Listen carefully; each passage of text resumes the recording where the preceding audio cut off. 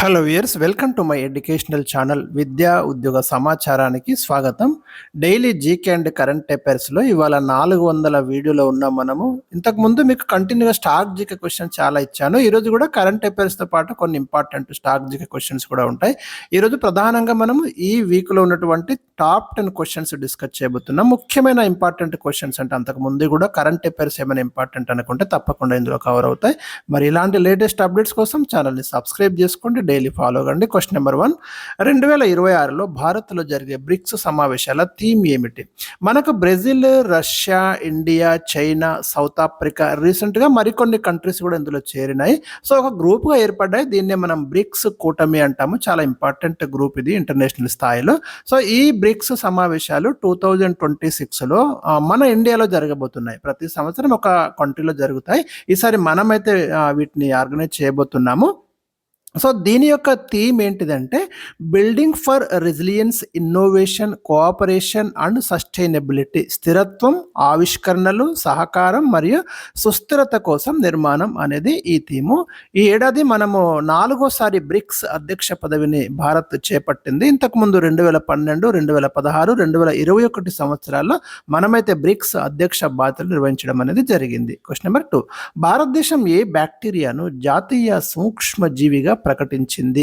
ఇప్పటి వరకు మీరు ఈ క్వశ్చన్ విని ఉండకపోవచ్చు. సో ఇంపార్టెంట్ అండి, మనకి ఒక ఇంపార్టెంట్ క్వశ్చన్ ఇది. లాక్టోబాసిల్లస్ డెల్బ్రూకి అనే ఒక సూక్ష్మజీవిని భారతదేశము జాతీయ సూక్ష్మజీవిగా 2012లో ప్రకటించారు. ఇది పాలు, పెరుగు మరియు చీజ్ తయారీలో కీలక పాత్ర పోషిస్తుంది. మీకు అందరికీ తెలుసు, పాలను పెరుగుగా మార్చే బ్యాక్టీరియా కూడా లాక్టోబాసిల్లస్ అండి. సో మరి అలాంటిదే ఇది కూడా జీర్ణక్రియకు సహాయపడే ప్రయోజనకరమైనటువంటి బ్యాక్టీరియా ఇది. క్వశ్చన్ నెంబర్ 3, ఇటీవల భారత్ ఎక్కడ నూతన ఐఐటి క్యాంపస్లు ఏర్పాటు చేసింది? ఇంటర్నేషనల్ స్థాయిలో అంటే అంతర్జాతీయంగా కూడా మనం 2 క్యాంపస్లు ఏర్పాటు చేశాము. ఒకటేమో అబుదాబిలో ఏర్పాటు చేశాము, ఇంకొకటేమో జాంజిబార్లో ఏర్పాటు చేశాము. ఈ 2 ఐఐటి క్యాంపస్లు అంతర్జాతీయ స్థాయిలో ఇండియా ఏర్పాటు చేసింది. క్వశ్చన్ నెంబర్ 4, 2026 సంవత్సరంలో ప్రకటించిన గ్రామీ అవార్డులలో బౌద్ధ గురువు దలైలామా ఏ ఆల్బమ్కు గ్రామీ అవార్డు దక్కింది? ప్రపంచంలో సంగీతంలో ఇచ్చేటటువంటి అవార్డులలో గ్రామీ అవార్డు చాలా చాలా ఇంపార్టెంట్ అండి. అమెరికాలో ఇస్తారు ప్రతి సంవత్సరం ఇది. ఈ సంవత్సరం మనకు దలైలామాకు ఈ గ్రామీ అవార్డు అయితే దక్కింది. దలైలామాతో పాటు ఇంకా డిఫరెంట్ కేటగిరీస్లో ఇస్తారు ఇది. ఏ ఆల్బమ్ అంటే ఆల్బమ్ పేరు వచ్చేసి meditations the reflections of his holiness the Dalai Lama అనేది ఆల్బమ్. ఇది దలైలామా యొక్క ప్రసంగ ఆల్బమ్. ప్రజెంట్ టిబెట్ ఆధ్యాత్మిక బౌద్ధ గురువు దలైలామా మనకు హిమాచల్ ప్రదేశ్లోని ధర్మశాలలో మరి ఉన్నాడు. ఇండియా అయితే అతనికి ప్రొటెక్షన్ ఇస్తుంది. Question number 5, 2026 national voters day theme ఏమిటి? మనకు నేషనల్ ఓటర్స్ డే అనేది ప్రతి సంవత్సరం జనవరి 25న మనం జరుపుకుంటాము. ఎందుకంటే 1950 జనవరి 25న మన ఎలక్షన్ కమిషన్ ఆఫ్ ఇండియా ఏర్పడింది కాబట్టి ఆ తేదీని మనం నేషనల్ ఓటర్స్ డేగా జరుపుకుంటున్నాం. 2026 థీమ్ ఏంటిదంటే మై ఇండియా మై ఓట్, ఇది theme. Question number 6, transparency international సంస్థ నివేదిక 2025 ప్రకారం అవినీతి సూచిలో భారత్ స్థానం ఎంత? రీసెంట్గా మనకు ఈ ఇండెక్స్ వచ్చిందండి. ప్రతి సంవత్సరం వీళ్ళు ఇస్తారు ఎక్కడ కరప్షన్ ఎక్కువగా ఉంది, ఎక్కడ తక్కువ ఉంది అనేది. మనకు వీళ్ళు ఒక 100 పాయింట్స్ క్రైటీరియా తీసుకొని ఎన్ని పాయింట్లు వచ్చినాయి దాన్ని బేస్ చేసుకొని ఈ ఇండెక్స్ ఇవ్వడం జరుగుతుంది. మనకు 2025 రిపోర్టు ప్రకారము ఇండియా ప్లేస్ వచ్చేసి 91వ స్థానంలో ఉన్నాము. అవినీతిలో మనము 39 పాయింట్స్ వచ్చినాయి. టోటల్ 182 కంట్రీస్లో మన ప్లేస్ 91. అది గుర్తుంచుకోండి. పాయింట్స్ ఎన్ని కూడా అడగొచ్చు డెప్త్గా వెళ్తే. 39 పాయింట్స్ వచ్చాయి మనకు 100కి. సో ఇంకా మనం మెరుగుపడాల్సి అయితే ఉంది. అదే 2024లో చూస్తే 96వ స్థానంలో ఉన్నాము. కొంత మెరుగుపడ్డాము. 91కి అయితే మనం రావడం అనేది జరిగింది. 100 పాయింట్స్ వచ్చిన కంట్రీ అయితే అంటే అవినీతి లేదు అని అర్థం అన్నట్టు అక్కడ 100 పాయింట్స్ వస్తే. ఇక అతి తక్కువ అవినీతి ఉన్న దేశాలు చూస్తే మీకు ఫస్ట్ ప్లేస్ వచ్చేసి డెన్మార్క్ అండి. వీళ్ళకు 89 పాయింట్స్ వచ్చినాయి. సెకండ్ ప్లేస్ ఫిన్లాండ్ ఉంది. Third place Singapore. ఇక్కడ అసలు అవినీతి అనేది చాలా తక్కువ అన్నట్టు. ఇక అత్యంత అవినీతి ఉన్న దేశాలు 9 పాయింట్స్ తోటి మనకు 2 కంట్రీస్ నిలిచాయి. దక్షిణ సూడాన్ అండ్ సోమాలియా 2 కూడా మనకు ఆఫ్రికన్ కంట్రీస్ అండి.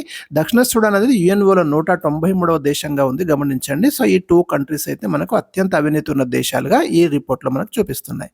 క్వశ్చన్ నెంబర్ 7, 2026 ఫిబ్రవరిలో వింటర్ ఒలింపిక్స్ వేదిక ఏది? మిలాన్ నగరం అండి. ఇటలీలోని మిలాన్ నగరము 2026లో winter olympics venue. Question number 8.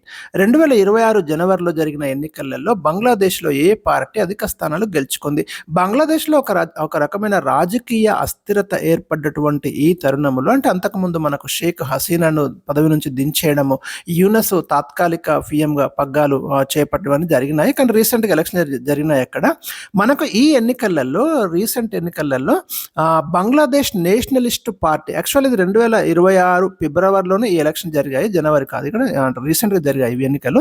Bangladesh Nationalist party అండి అక్కడ హైయెస్ట్ స్థానాలు 2009 పార్లమెంట్ స్థానాలు గెలుచుకుంది. 299కి తారిక్ రెహమాన్ అయితే మరి బంగ్లా ప్రధానిగా పగ్గాలు చేపట్టే అవకాశం అయితే ఉంది. Question number 9. కేంద్ర ప్రభుత్వం ఇటీవల ప్రారంభించిన పిఎం రాహత్ పథకం ఉద్దేశం ఏమిటి?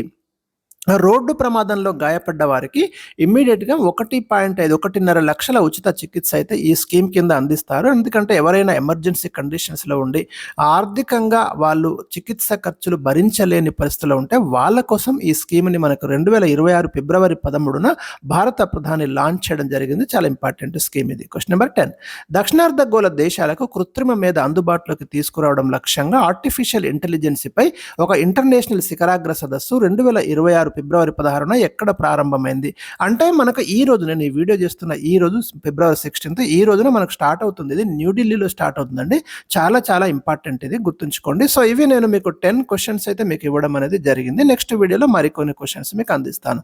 ఇవి చాలా ముఖ్యమైన కరెంట్ అఫైర్స్. పోటీ పరీక్షలు ప్రిపేర్ అవుతున్న ప్రతి అభ్యర్థి అయితే వీటిని చూసుకోండి. Thank you for watching.